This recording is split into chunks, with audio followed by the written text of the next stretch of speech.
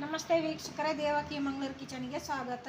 ನಾನು ನಿಮಗೆ ಇವತ್ತು ಚುರುಮುರಿ ಹೇಗೆ ಮಾಡೋದು ಅಂತ ಹೇಳ್ಕೊಡ್ತೀನಿ. ಬನ್ನಿ ಇವಾಗ ಅದಕ್ಕೆ ಏನೇನು ಇಂಗ್ರೀಡಿಯೆಂಟ್ಸ್ ಬೇಕು ಅಂತ ನೋಡ್ಕೊಂಡು ಬರೋಣ. ಎಣ್ಣೆ, ಮೆಣಸಿನ ಪುಡಿ, ಈರುಳ್ಳಿ, ಟೊಮೆಟೊ, ಕ್ಯಾರೆಟ್ ತುರ್ಕೊಂಡಿಟ್ಟಿದ್ದೀನಿ, ಕೊತ್ತಂಬರಿ ಸೊಪ್ಪು, ಅರಿಶಿನ ಪುಡಿ, ಉಪ್ಪು, ಕಡಲೆ ಬೀಜ ಹುರ್ಕೊಂಡಿಟ್ಟಿದ್ದೀನಿ, ಮಂಡಕ್ಕಿ. ಬನ್ನಿ ಇವಾಗ ಹೇಗೆ ಮಾಡ್ಕೊಳ್ಳೋದು ಅಂತ ನೋಡ್ಕೊಂಡು ಬರೋಣ. ಮೊದಲಿಗೆ ಎಣ್ಣೆ, ಆಮೇಲೆ ಮೆಣಸಿನ ಪುಡಿ,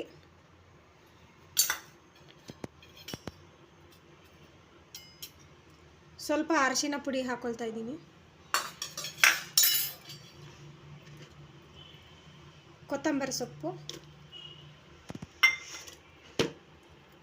ಈರುಳ್ಳಿ, ಟೊಮೆಟೊ, ಕ್ಯಾರೆಟ್ ತುರಿ,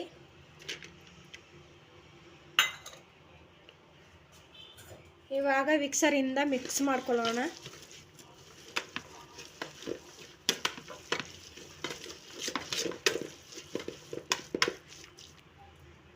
ಇವಾಗ ಉಪ್ಪು ಹಾಕೊಳ್ತಾ ಇದ್ದೀನಿ. ರುಚಿಗೆ ಎಷ್ಟು ಬೇಕೋ ಅಷ್ಟು ಉಪ್ಪು ಹಾಕೊಳ್ಳೋಣ.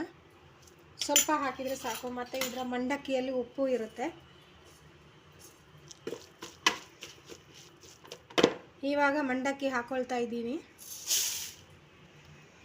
ಇವಾಗ ಚೆನ್ನಾಗಿ ಮಿಕ್ಸ್ ಮಾಡ್ಕೊಳ್ಳಿ ಹೀಗೆ ಮಿಕ್ಸರಿಂದ.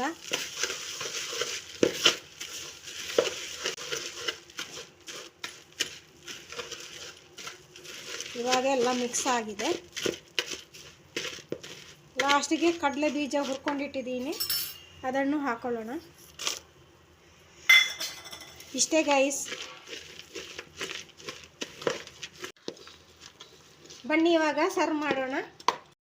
ಈಗ ನಮ್ಮ ಚುರುಮುರಿ ರೆಡಿಯಾಗಿದೆ. ನೋಡಿದ್ರಲ್ಲ ವೀಕ್ಷಕರೇ, ಎಷ್ಟು ಸುಲಭವಾಗಿ ಚುರುಮುರಿ ಮಾಡ್ಬೋದು ಅಂತ.